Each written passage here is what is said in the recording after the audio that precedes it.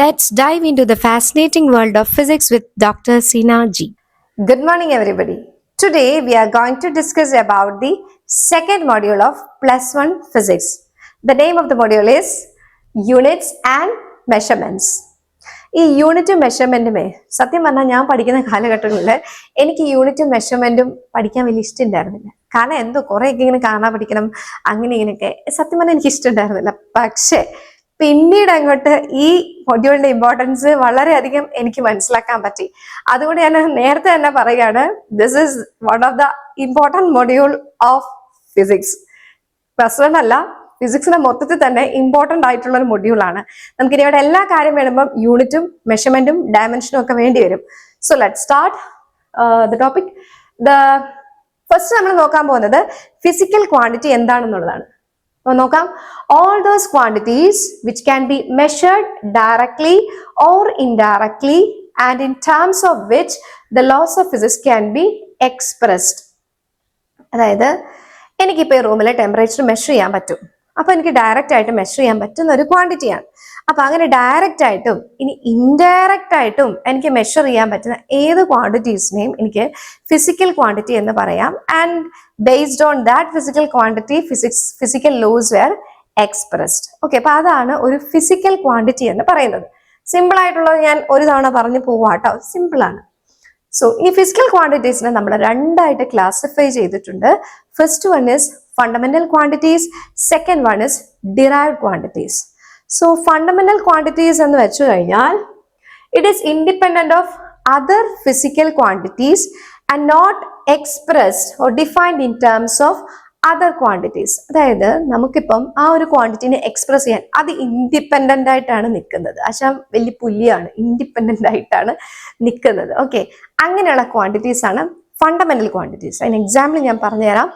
Mass, length, time, ഇതൊക്കെ fundamental ക്വാണ്ടിറ്റിയാണ്. അത് വേറൊരു സാധനത്തെ ഡിപ്പെൻഡ് ചെയ്യുന്നില്ല. മാസ് ടൈമിനെ അങ്ങനെ ഡിപ്പെൻഡ് ചെയ്യുന്നില്ല. അങ്ങനത്തെ ക്വാണ്ടിറ്റീസ് ആണ് എന്ത്?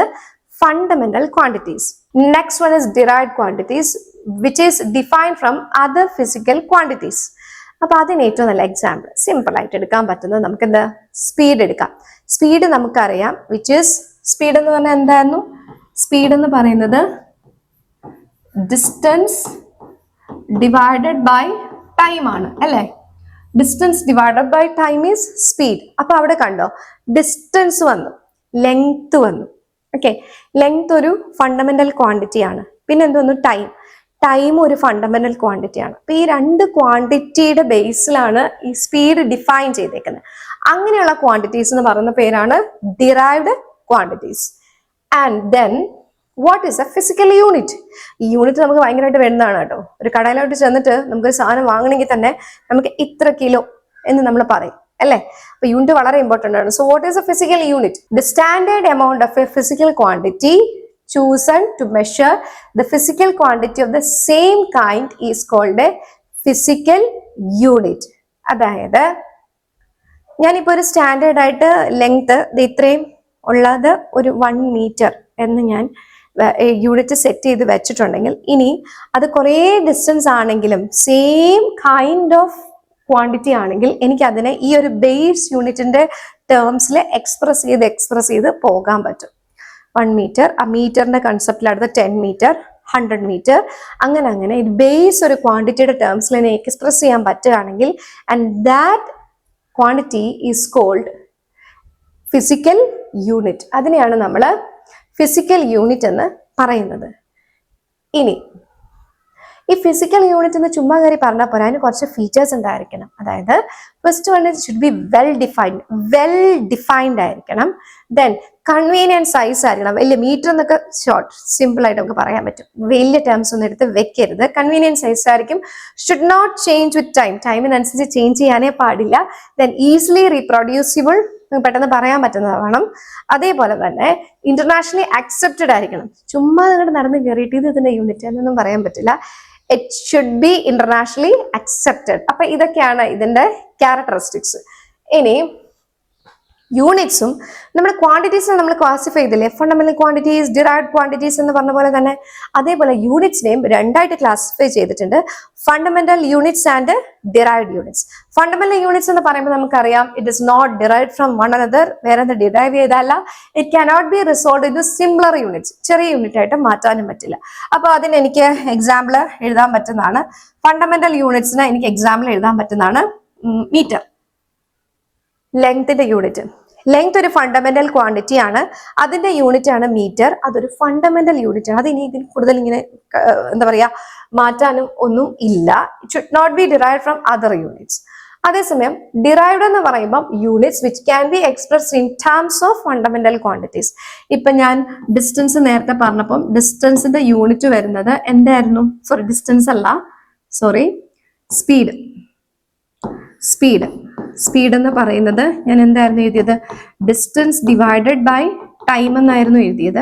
അപ്പൊ അതിന്റെ യൂണിറ്റ് വരുമ്പോഴത്തേക്ക് എന്ത് വരും, ഡിസ്റ്റൻസിന്റെ യൂണിറ്റ് എന്താ, ലെങ്ത് ആണ്, മീറ്റർ വരും, ടൈമിന്റെ യൂണിറ്റ് സെക്കൻഡ് ആണ്, മീറ്റർ സെക്കൻഡ് റേസ് ടു -1 എന്ന് വരും. കണ്ടോ, അതായത് ഒരു ഫണ്ടമെന്റൽ ക്വാണ്ടിറ്റിയിൽ നിന്നിട്ടാണ് ഇത് ഡിറൈവ് ചെയ്ത് കൊണ്ടുവന്നിരിക്കുന്നത്. So these are examples for derived quantities. Speed, velocity, acceleration ഇതെല്ലാം derived quantities ആണ്.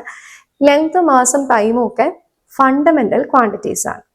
ഫണ്ടമെന്റൽ ക്വാണ്ടിറ്റീസ് ആണ്. അതേപോലെ അവരുടെ യൂണിറ്റ്സ് മീറ്റർ, കിലോഗ്രാം, സെക്കൻഡ്, ഇതൊക്കെ. Okay, then system of units. ഒരു system of units ഉണ്ട്, a complete set of units which is used to measure all kinds of fundamental and derived quantities. ഈ fundamental ക്വാണ്ടിറ്റീസും derived ക്വാണ്ടിറ്റീസും measure ചെയ്യാൻ പറ്റുന്ന ഒരു system of units ഉണ്ടാക്കി വെച്ചിട്ടുണ്ട്. അപ്പൊ അത് ഏതൊക്കെയാണെന്ന് നമുക്ക് നോക്കാം. മെയിൻ ആയിട്ട് 4 സിസ്റ്റം ഓഫ് യൂണിറ്റ്സ് ആണ് ഉള്ളത്. അതില് first one is CGS system, second FPS system, third MKS system, fourth SI system. അപ്പൊ ഇതില് ഈ FPS എന്ന് പറഞ്ഞാൽ ബ്രിട്ടീഷ് സിസ്റ്റം ബേസ്ഡ് ആണ്, ബാക്കിയെല്ലാം ഫ്രഞ്ച് സിസ്റ്റം ബേസ്ഡ് ആണ്, യൂണിറ്റ്സ് ആണ്. അപ്പൊ ഇവിടെ നമുക്ക് ഇത് ഓരോന്നും എങ്ങനെയാ വരുന്നതെന്ന് നോക്കാം. ഇവിടെ നമ്മുടെ ഫണ്ടമെന്റൽ ക്വാണ്ടിറ്റീസ് ഇല്ലേ, ലെങ്ത്, മാസ്, ടൈം, ഈ 3 ഫണ്ടമെന്റൽ ക്വാണ്ടിറ്റീസിനെ വെച്ചിട്ടാണ് ഈ സിസ്റ്റംസ് എല്ലാം വന്നിട്ടുള്ളത്. അപ്പൊ ആദ്യം നോക്കുക, CGS സിസ്റ്റം എന്ന് പറഞ്ഞു കഴിഞ്ഞാൽ ലെങ്ത്തിന്റെ യൂണിറ്റ് സെന്റിമീറ്റർ ആയിരിക്കും, മാസിന്റെ യൂണിറ്റ് ഗ്രാം ആയിരിക്കും, ടൈമിന്റെ യൂണിറ്റ് സെക്കൻഡ് ആയിരിക്കും. സെക്കൻഡ് FPS സിസ്റ്റം ആണെങ്കിൽ ലെങ്ത്തിന്റെ യൂണിറ്റ് ഫുട്ട് എന്നായിരിക്കും, മാസിന്റെ യൂണിറ്റ് പൗണ്ട്, ടൈമിന്റെ യൂണിറ്റ് സെക്കൻഡ്. ഫുട്ട് നിങ്ങൾ കേട്ടിട്ടില്ലേ, നമ്മുടെ ഗ്രാൻഡ് ഫാദേഴ്സ് ഒക്കെ, പഴയ ആൾക്കാരൊക്കെ ഇത്ര അടി ദൂരം, ഇത്ര അടി ആഴമുള്ള കിണർ, അങ്ങനെയൊക്കെ നമ്മൾ പറയാറില്ലേ. അപ്പൊ അതൊക്കെ അടി എന്ന വാക്ക് യൂസ് ചെയ്യുന്നത് ഈ ഒരു ഇതാണ് യൂസ് ചെയ്യുന്നത്, ഫുട്ട് എന്നുള്ള കൺസെപ്റ്റ് ആണ്, ആ ഒരു യൂണിറ്റിൽ നിന്നാണ്. Next is MKS system. MKS സിസ്റ്റത്തില് ലെങ്തിനെ മീറ്ററില്, മാസിനെ കിലോഗ്രാമില്, ടൈമിനെ സെക്കൻഡിലാണ് റെപ്രസെന്റ് ചെയ്യുക, അതിന്റെ യൂണിറ്റ്സുകൾ. ഇനി last one is SI system, that is the International System of Units. ഇതാണ് ഇപ്പോൾ the top priority and also the most accepted system of units. Okay, SI system എന്ന് പറയും. അപ്പൊ അതാണ് ഈ 4 CGS, FPS, MKS, SI systems. Okay അല്ലേ? Next സ്ലൈഡിൽ നമ്മൾ നോക്കാൻ പോകുന്നത് ഏതൊക്കെയാണ് ബേസിക് ആയിട്ടുള്ള ഇന്റർനാഷണൽ സിസ്റ്റം ഓഫ് യൂണിറ്റ്സ് എന്നുള്ളത്. ഇത് പഠിച്ചു വെക്കേണ്ട ഒരു കാര്യമാണ്. ഓക്കെ, അപ്പൊ ഫസ്റ്റ് വൺ, ഞാൻ ഇതിലെ ആദ്യത്തെ കോളത്തിൽ എഴുതിയേക്കുന്ന എല്ലാം ക്വാണ്ടിറ്റീസ് ആണ്, ബേസിക് ഫിസിക്കൽ ക്വാണ്ടിറ്റീസ്. പിന്നെ അതിന്റെ ബേസിക് യൂണിറ്റ്, അത് റെപ്രസെന്റ് ചെയ്യുന്ന സിംബൽസ്. ഇത് പഠിച്ചു വെക്കേണ്ടതാണ് കേട്ടോ. സോ ഈ ഏതൊക്കെ ക്വാണ്ടിറ്റീസ് ആണെന്നറിയാമോ? ആകെ ഇതിലിപ്പം ബേസിക് ക്വാണ്ടിറ്റീസ് 7 എണ്ണമാണ് ഉള്ളത്. ആ 7 എണ്ണം, ഫസ്റ്റ് വണ് ലെങ്ത് ആണ്. ലെങ്ത്തിന്റെ basic unit metre, symbol is M, small letter M. Next is mass, basic unit kilogram, symbol is kg. കെയും ജിയും സ്മോൾ ആണ്, K ക്യാപിറ്റൽ ആക്കി എഴുതരുത്. ദെൻ ടൈം, സെക്കൻഡ്, S എന്ന് എഴുതും. ടെമ്പറേച്ചർ, കെൽവിൻ, K എന്ന് എഴുതും. ഇവിടെ ശ്രദ്ധിച്ചോളാം, ഈ കെൽവിൻ എന്നുള്ള കെ സ്മോൾ ലെറ്റർ ആണ്, പക്ഷെ ഇവിടെ സിമ്പിൾ എഴുതുന്ന കെ ക്യാപിറ്റൽ ആണ്. ദെൻ ഇലക്ട്രിക് കറണ്ടിന്റെ unit ampere, A small letter ആണ്, റെപ്രസെന്റ് ചെയ്യുന്ന സിമ്പിൾ എ ക്യാപിറ്റൽ ആണ്. Then luminous intensity candela, C small letter ആണ്. അതേപോലെ തന്നെ ഇവിടെ സിമ്പിൾ സി ഡി എന്ന റെപ്രസെന്റ് ചെയ്യുന്നത്, അത് ഓർത്തിരിക്കണം കേട്ടോ. Then the last one is quantity of matter. അതെന്ന് വെച്ച് കഴിഞ്ഞാൽ അതിന്റെ ബേസിക് യൂണിറ്റ് മോൾ ആണ്, MOLE, and the simple is same, MOLE. Okay, these are the 7 basic physical quantities in SI system. ഏതൊക്കെയായിരുന്നു? Length, mass, time, temperature, then electric current, then luminous intensity, then amount of substance. അപ്പൊ അതിന്റെ corresponding ആയിട്ടുള്ള സിംബൽസും നിങ്ങൾ ഓർത്തിരിക്കണം. ഇതില് luminous intensity എന്താണെന്ന് മനസ്സിലായോ? It is the amount of light radiated from a substance per unit solid angle if it is in a particular direction. അതായത് ഇപ്പൊ ഇവിടെ ഒരു സബ്സ്റ്റൻസ് എന്തെങ്കിലും ഇരിപ്പുണ്ടെങ്കിൽ ആ സബ്സ്റ്റൻസിൽ നിന്ന് റേഡിയേറ്റ് ചെയ്യുന്ന light, amount of light radiated out in a specific direction, അതിന്റെ direction specific ആയിരിക്കും, per unit solid angle. Solid angle എന്ന് പറഞ്ഞു കഴിഞ്ഞാൽ സോളിഡ് ആംഗിൾ ഏറ്റവും നന്നായിട്ട് മനസ്സിലാവുന്നത് നമ്മൾ കപ്പലണ്ടിയൊക്കെ പൊതിഞ്ഞ് കിട്ടുമ്പം അതൊരു കോണായിട്ടാണ് വരുന്നത്, ആ പേപ്പർ ഇല്ലേ, കോൺ. ആ കോണിനകത്തുള്ള ആംഗിൾ ആണ് സോളിഡ് ആംഗിൾ. ഓക്കെ, അപ്പൊ അതാണ് ലുമിനസ് ഇന്റൻസിറ്റി. കാര്യം മനസ്സിലായല്ലോ?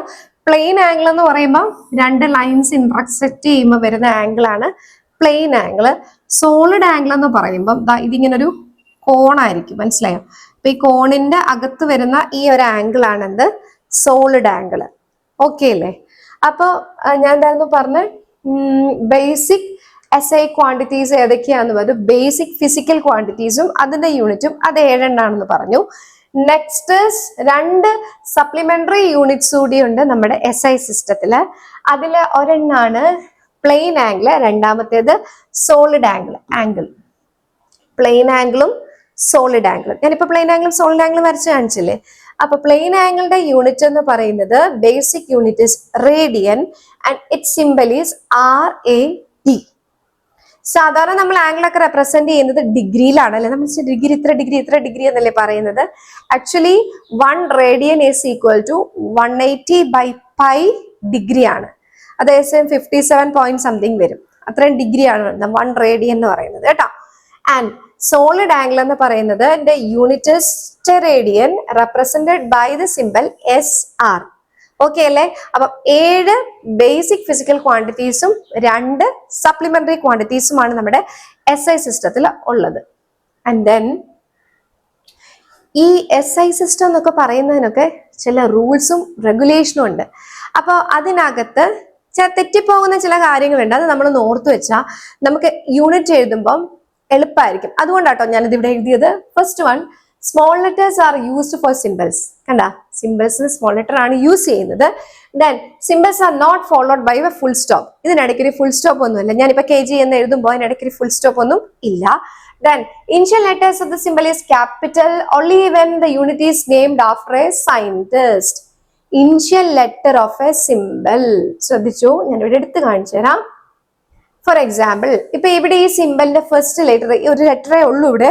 ഈ ലെറ്ററില് കണ്ട ക്യാപിറ്റൽ ലെറ്റർ ആണ്. കെൽവിൻ എന്ന് പറഞ്ഞ ഒരു സയന്റിസ്റ്റ് ഉണ്ട്. അപ്പൊ അദ്ദേഹത്തിന്റെ ഓണറിലാണ് ഈ യൂണിറ്റ് വന്നേക്കുന്നത്. അപ്പൊ ഈ കെൽവിൻ എന്ന് പറയുന്നത് ഒരു സയന്റിസ്റ്റിന്റെ പേരുമായിട്ട് ചേർന്ന് വന്നിരിക്കുന്നത് കൊണ്ട് തന്നെ ആ സിംബലിലെ ലെറ്റർ എന്ന് പറയുന്നത്, ഫസ്റ്റ് ലെറ്റർ എന്ന് പറയുന്നത് ക്യാപിറ്റൽ ആയിരിക്കും. അതേസമയം ആ ഒരു സയന്റിസ്റ്റിന്റെ പേരുമായിട്ടാണ് വന്നിരിക്കുന്നതെങ്കിലും അതൊരു നെയിം, ബേസിക് യൂണിറ്റിന്റെ നെയിം ആണെങ്കിൽ അതെപ്പോഴും ഫസ്റ്റ് ലെറ്റർ എപ്പോഴും സ്മോൾ ലെറ്റർ ആയിരിക്കും. മനസ്സിലായോ? അപ്പൊ നമ്മൾ എഴുതുമ്പോൾ എപ്പോഴും നമുക്ക് തെറ്റുന്ന കാര്യമാണ് കെൽവിൻ എന്ന് എഴുതുമ്പോൾ K ക്യാപിറ്റൽ എഴുതണോ എന്നുള്ളത്. K ക്യാപിറ്റൽ എഴുതണ്ട. If it is a name of the unit then K should be in small letters. Okay, അതൊരു യൂണിറ്റിന്റെ സിമ്പിൾ ആയിട്ടാണ് റെപ്രസെന്റ് ചെയ്യുന്നതിൽ K ക്യാപിറ്റൽ ആയിരിക്കും. Same thing is happening in the units of electric current also. Ampere എന്ന് പറഞ്ഞ scientist ഉണ്ട്. So അദ്ദേഹത്തിന്റെ ഓണറിൽ A എന്ന് പറഞ്ഞ സിമ്പിൾ അത് ക്യാപിറ്റൽ ആയിരിക്കും. പക്ഷെ അതിന്റെ നെയിം എഴുതുമ്പോൾ ആംപെയറിന്റെ എ എപ്പോഴും സ്മോൾ ലെറ്റർ ആയിരിക്കണം. ഇത് ഓർത്തിരിക്കേണ്ട ഒരു കാര്യമാണ് കേട്ടോ. പിൽക്കാലങ്ങളിൽ നമുക്ക് ഒരു കൺഫ്യൂഷൻ വരും, അതൊഴിവാക്കാൻ ഈ ഒരു കണ്ടീഷൻ ഓർത്തിരിക്കണം. ഇത് രണ്ടും കേട്ടോ, these two. And symbols do not take any plural form. Plural form എടുക്കുകയില്ല. കെൽവിൻസ് അങ്ങനെ ഒരു പ്ലൂറൽ ഫോം എടുക്കില്ല. ഓക്കെ, അപ്പൊ ഇതാണ് SI യൂണിറ്റിൽ. ഇനി ഒരു കുട്ടിക്കാര്യം പറയട്ടെ. കുട്ടിക്കാര്യമാണെങ്കിൽ തന്നെയും അതൊരു വലിയ കാര്യമാണ്, ഓർത്തിരിക്കേണ്ടതാണ്. നമ്മള് കുറെ വാക്കുകളുണ്ട്. ഫോർ എക്സാമ്പിൾ ഞാനിപ്പോ ഇവിടെ എഴുതാം. ജിഗ നമ്മൾ കേൾക്കുന്ന വാക്കാണ്. ഇപ്പൊ നമ്മൾ കമ്പ്യൂട്ടർ യുഗം ആയതുകൊണ്ട് ജിഗാബൈറ്റ് എന്നൊക്കെ നമ്മൾ കേൾക്കുന്നുണ്ടാവും. മെഗാ, ദെൻ കിലോ എന്ന വാക്ക് കേൾക്കും. കിലോ എന്ന് പറഞ്ഞു കഴിഞ്ഞാൽ 10⁻³ ആണ് അവിടെ വരുന്ന ഒരു ബേസ് എന്ന് പറയുന്നത്. മെഗാ എന്ന് പറയുമ്പോൾ 10⁻6 ആണ്. ജിഗ എന്ന് പറയുമ്പോൾ 10⁻9 ആണ്. ഓക്കെ, ഇനി ദെൻ ഇതിന്റെ താഴോട്ട് നമ്മളിപ്പോ വരുവാണെങ്കിൽ സെന്റി എന്ന് പറഞ്ഞത് വരികയാണെങ്കിൽ 10⁻² എന്നായിരിക്കും വരിക. മില്ലി എന്ന് പറഞ്ഞു വരികയാണെങ്കിൽ 10⁻³ എന്നായിരിക്കും വരിക. Okay, senti, milli. പിന്നെ അത് കഴിഞ്ഞിട്ട് മൈക്രോ എന്ന് പറഞ്ഞു വരികയാണെങ്കിൽ 10⁻⁻6 ആയിരിക്കും വരിക. ദെൻ ഇനിയുണ്ട് പൈക്കോ എന്ന് പറഞ്ഞു പോവുകയാണെങ്കിൽ, പൈക്കോയ്ക്ക് ഇടയ്ക്ക് വേറൊന്നും കൂടി ഉണ്ട്. നാനോ എന്നാണ് പറയുന്നതെങ്കിൽ 10⁻⁻9 ആയിരിക്കും. ഇനി പൈക്കോ എന്ന് പറയുകയാണെങ്കിൽ 10⁻⁻12 ആയിരിക്കും. ഈ സാധനം ഒന്ന് ഓർത്തിരുന്നതാണ് കേട്ടോ. അതായത് നിങ്ങളിപ്പോ കൺവേർഷൻ നമുക്ക് ആവശ്യമാണ്. ഇപ്പൊ നമുക്ക് 10 സെന്റിമീറ്റർ എന്നാണ് തന്നിരിക്കുന്നതെങ്കിൽ അതിനെ നമ്മൾ മീറ്ററിലോട്ട് കൺവേർട്ട് ചെയ്തേ പറ്റുള്ളൂ. സോ 10 × 10⁻² അല്ലെ, 10 × 10⁻² എന്ന് എഴുതണം. ഇനി സെന്റിമീറ്ററിന് പകരം തന്നേക്കുന്നത് മില്ലിമീറ്ററിലാണ് തന്നേക്കുന്നതിൽ എന്ത് ചെയ്യണം? × 10⁻³ മനസ്സിലായോ? ഇനി 10 മൈക്രോമീറ്റർ എന്നാണ് തന്നേക്കുന്നത്, we have to convert it to metre. അതായത് 10 × 10⁻6. ദെൻ നാനോ ആണെങ്കിൽ 10 × 10⁻9. അതേപോലെ 10 ജിഗ മീറ്റർ എന്നാണ് തന്നേക്കുന്നതെങ്കിൽ 10 × 10⁻9 മീറ്റർ. ഈ ഒരു സാധനം ഇത് നിങ്ങൾ എങ്ങനെയെങ്കിലും ഏത് വിധേനയെങ്കിലും നിങ്ങൾ മനസ്സിലാക്കി വെച്ചേ പറ്റുള്ളൂ. കാരണം ഞാൻ കോളേജിൽ ഒക്കെ പോകുന്ന സമയത്ത് യൂഷ്വലി കുട്ടികൾക്ക് തെറ്റുന്ന ഒരു സാധനമാണ് ഈ കൺവേർഷൻ. ഇത് പലപ്പോഴും കുട്ടികൾക്ക് തെറ്റാറുണ്ട്. So you have to remember these conversions. Okay അല്ലേ? എന്തിന്റെ കൂടെ പൈക്കോ എന്ന് വന്നു കഴിഞ്ഞാൽ അപ്പൊ തന്നെ ഓർത്തോണം പൈക്കോയ്ക്ക് 10⁻12 ആണ് മൾട്ടിപ്ലൈ ചെയ്യുന്നത്, മീറ്ററിലേക്ക് എനിക്ക് മാറ്റണം എന്നുള്ളത്. ഓക്കെ അല്ലേ? With this lecture we learned about what is physical quantity, then fundamental quantity, derived quantity, then what is a physical unit, fundamental units, derived units, then the system of units. പിന്നെ എന്താ പഠിച്ചേ? System of units കഴിഞ്ഞിട്ട് system of യൂണിറ്റ്സിൽ CGS, FPS, MKS, SI system. SI system ആണ് ഇപ്പൊ use ചെയ്യുന്നത്. SI സിസ്റ്റത്തില് international system of standards, sorry SI സിസ്റ്റത്തില് നമ്മള് 7 ബേസിക് ക്വാണ്ടിറ്റീസ് ഉണ്ട്. അതേതൊക്കെയായിരുന്നു? Length, mass, time, temperature, then current, electric current, luminous intensity, then mole, amount of substance and the corresponding units. Units എഴുതുമ്പോൾ ശ്രദ്ധിക്കേണ്ട കാര്യങ്ങൾ: പ്ലൂറൽ ഫോം ഇല്ല, ഡോട്ടുകളില്ല. പിന്നെ അത് കഴിഞ്ഞിട്ട് സയന്റിസ്റ്റിന്റെ പേരാണെങ്കിൽ നെയിം ആണ് എഴുതുന്നതെങ്കിൽ അത് സ്മോൾ ലെറ്റർ തന്നെയായിരിക്കും. ബട്ട് യൂണിറ്റ് സിമ്പിൾ ആണ് എഴുതുന്നതെങ്കിൽ ഫസ്റ്റ് ലെറ്റർ ക്യാപിറ്റൽ ആയിരിക്കും. ദെൻ പിന്നെ രണ്ട് സപ്ലിമെന്ററി യൂണിറ്റ്സ് കൂടി ഉണ്ട്. എന്തൊക്കെയായിരുന്നു? സോളിഡ് ആംഗിളും പ്ലെയിൻ ആംഗിളും അതിന്റെ കറസ്പോണ്ടിങ് ആയിട്ടുള്ള യൂണിറ്റ്സും പറഞ്ഞു. പിന്നെ അത് കഴിഞ്ഞിട്ട് ഈ കൺവേർഷൻസ് പറഞ്ഞു. ഇത്രയും കാര്യമാണ് നമ്മൾ ഇന്നത്തെ ക്ലാസ്സിൽ ഡിസ്കസ് ചെയ്തത്. Hope you all understood my class. For more updates, keep an eye on my channel. Lectures by Dr. Seena G. Thank you.